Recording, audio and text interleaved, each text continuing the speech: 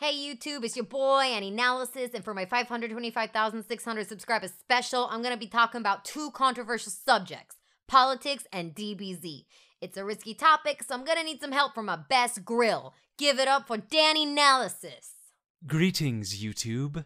My name is Analysis, but you can call me The Drew. Not calling you that, fam. In this video, is Goku a cuck? More on that later. But first, what exactly is the political situation in Dragon Ball Z? An excellent question. Let's find out.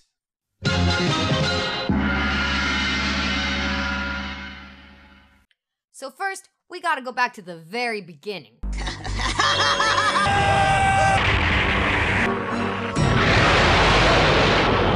No, back to the beginning of the series, the original Dragon Ball. So check this out. When the series starts out, we got Emperor Pilaf. We don't really know what he's emperor of. He's got a rundown castle and 2 minions. Don't know if they're his subjects or hired mercenaries or what. It's possible he's nothing more than a self-proclaimed emperor, and that's why he wants the Dragon Balls to actually rule something. It's also possible that maybe his family once ruled and lost their power. They do got a castle. They do indeed. So right from the start, we can see that the political situation is vague. Now you might say, it looks like there is no leadership. It's kinda a Wild West, or more accurately, an ancient China. The original Dragon Ball was based on the ancient Chinese novel, Journey to the West.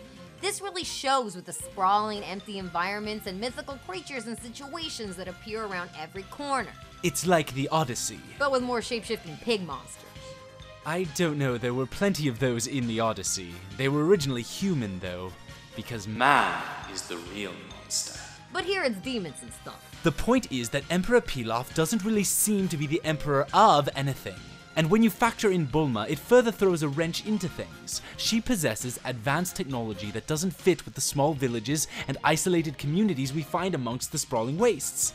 It's clear that she comes from a more advanced, even futuristic society, which becomes difficult to reconcile with the traditional setting of ancient China. So right away, we get the picture that most of the world is set in the past. Their most advanced technology are simple tools like axes and fishing poles. They have no concept of electricity or even science, though the occasional vehicle pops up inexplicably here and there. So the impression is that there are pockets of highly advanced cities that live separately from the rest of the population. It gives you a bit of a feudal impression, only instead of shogunates or generals running things, it's major corporations, yo. Bulma's practically a princess by virtue of being a Capsule Corp heiress. So it looks like it's an anarcho-capitalist society where the power vacuum led to the richest and most powerful corporations claiming power within the cities, making it a corporatocracy, leaving the rural inhabitants to fend for themselves. But it gets complicated as early as when Oolong shows up. Look at his clothes. I guess they're in communist China? Or maybe they were, and it's already been overthrown.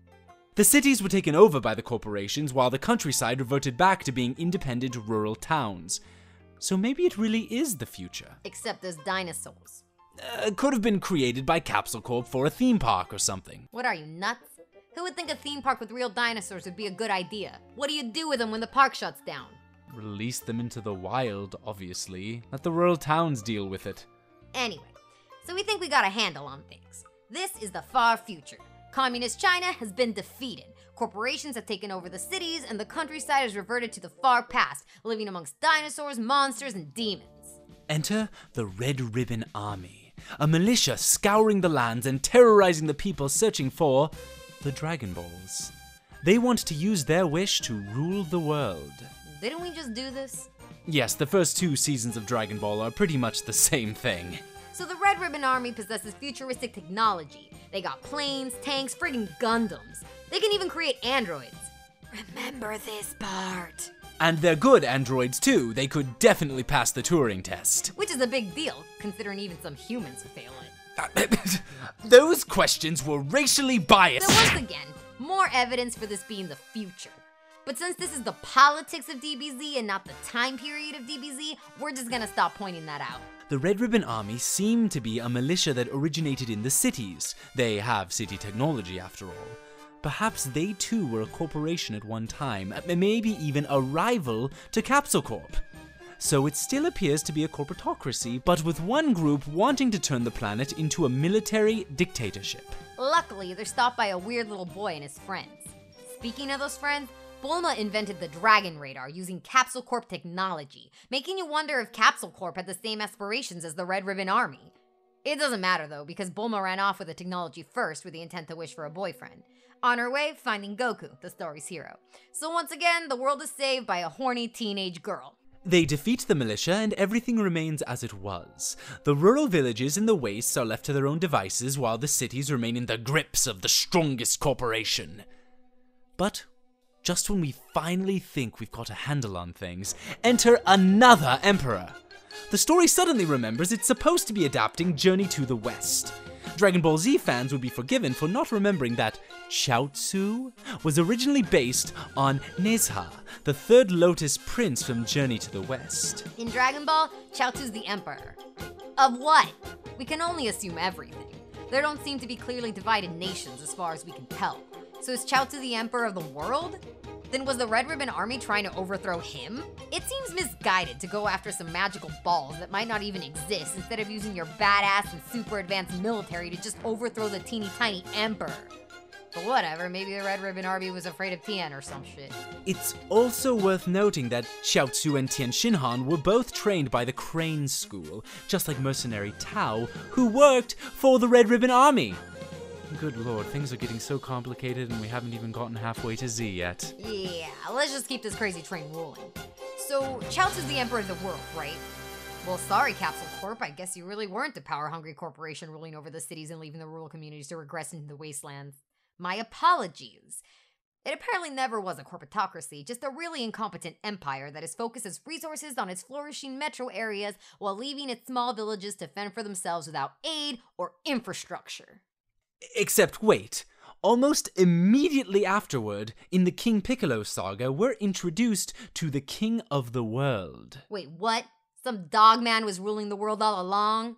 Then what the hell is Chaozu emperor of? Perhaps it was a symbolic position, like the Queen of England.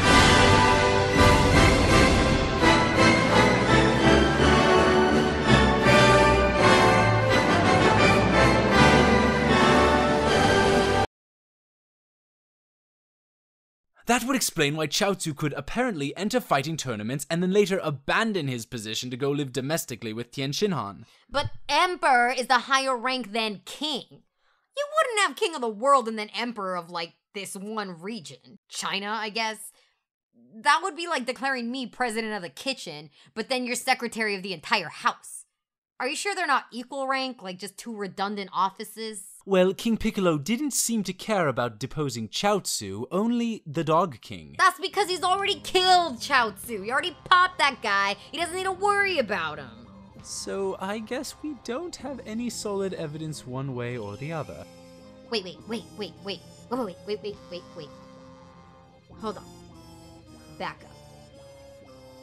I think I got a theory. A hypothesis, if you will. So let's recap.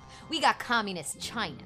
Some apocalypse thing happens and the government's gone. But demons and monsters and magic are back. The big corporations do take over the cities. Fuck you, Capsule Corp! While the rural communities lacking infrastructure and resources revert back to the ancient ways.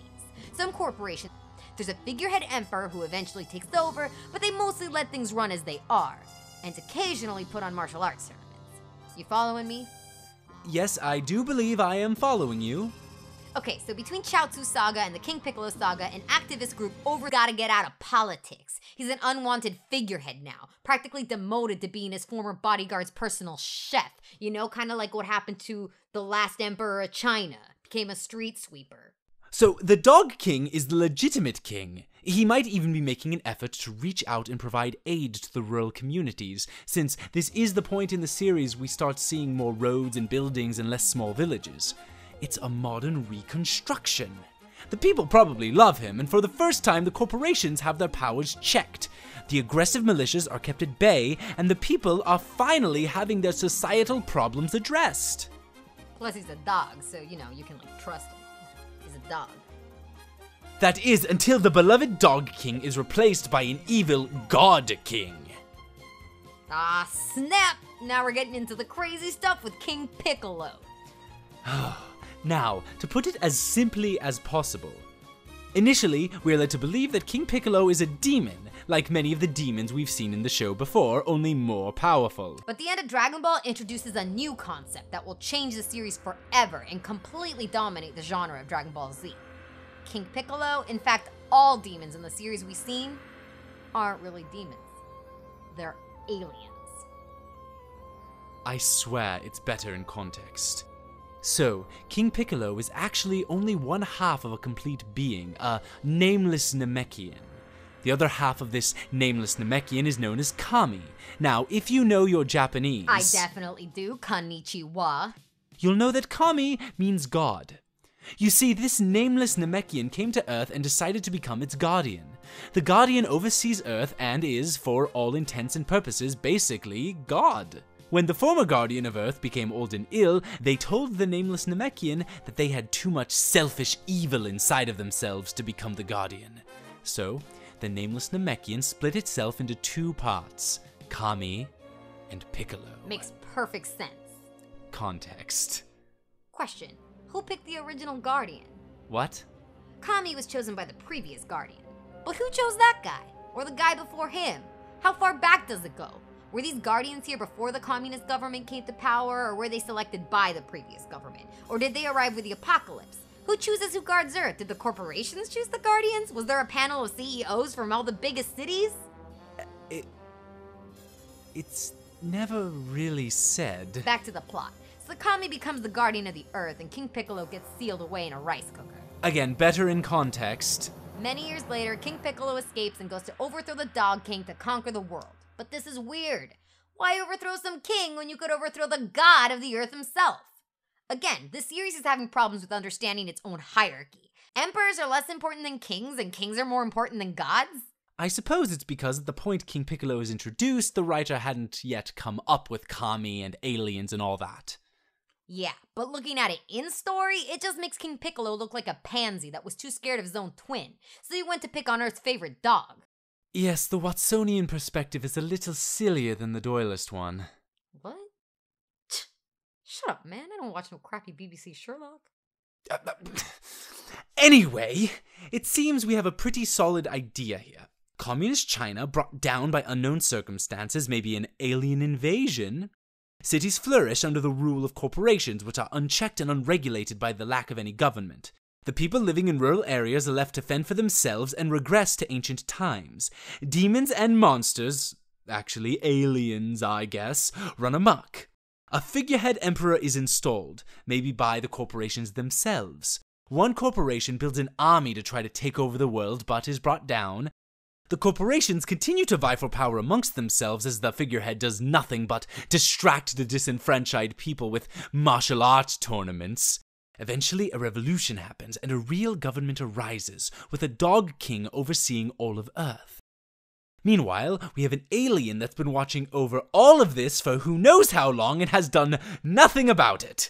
He's let all this craziness go unchallenged, despite supposedly being only the best half of his former self.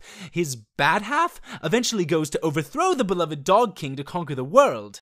King Piccolo is also defeated, and the Dog King is reinstated. For the record, the Dog King's actual name is King Furry. Just thought y'all should know that. Delightful. And now, finally, we can talk about Dragon Ball Z. Yeah, all that was just a setup. Good lord. So it looks like King Furry actually stays in power from then on, despite rarely ever showing up again. Which is a good thing, seeing as the people in Dragon Ball seem to go through a political revolution once every season or two. No wonder none of them are fazed by aliens, magic, or kids with monkey tails who fly on clouds. Their whole lives are nothing but constant upheaval. Every single person in this world is a refugee.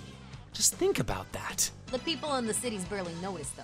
They still have powerful corporations keeping things mostly status quo around them. As usual, it's the poor who suffer. And they had such hopes they'd get changed with King Furry. But now that we brought up Kami being Earth's own private god, it brings us to another uncomfortable realization.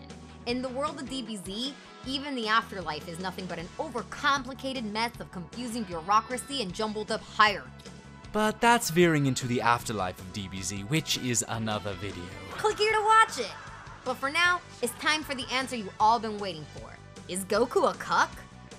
Well, the word cuck is a slang abbreviation for cuckold. A cuckold is defined as the husband of an adulteress, often regarded as an object of derision. This word is derived from the cuckoo bird, which lays its eggs in another bird's nest so that the unsuspecting bird raises the cuckoo's chick as its own. Nowadays, the word cuck is used as an insult to describe a weak or unmasculine man whose woman cuckolds him because he cannot satisfy her. Dude, Goku's like the strongest, most manly man in the entire show. No one's stronger than him, not even God. He's the maximum alpha. Of course he's a cuck. He's the biggest cuck in the universe. Now, don't all go hitting the dislike button at once. Form a single file queue and let us explain. The insult cuck is often associated with beta males. These are males that are inferior to the alpha and lose out on mates. But in nature, the alphas are the ones that get cucked by the betas. From the side-blotched lizard to the elephant seal, nature is rife with examples. The strong males establish their territory and make their claims over the females held within. They protect and care for the females. They may even provide for them. These powerful alphas can have entire harems of females they're responsible for. But of course they got game. They're alpha. But what becomes of the betas waiting in the periphery? The betas don't do any of the work. They hang out and wait until the alpha's busy either defending his territory from another male or has too many females to watch him all closely. The betas then sneak into the alpha's territory and mate with the females. In the case of the side-blotched lizard, these males will even disguise themselves as females in order to get close to a mate. The alpha is none the wiser. So as you see, in nature, only the alpha can be the cuck. Because the alpha's the one getting all the females, so therefore it's the beta sneaking in to get some action for free. The alpha's always the one being cuckolded. Therefore, the more alpha, the more cuckolded. Making Goku the biggest cuck in the universe. Of course, the entire concept of alpha and beta males is based on a study on wolves which has since been debunked because the wolves observed were a collection of strangers in captivity, and real wolves don't even have alphas and betas in the wild. So in conclusion, if you're worried about being alpha or beta, then you're definitely a furry.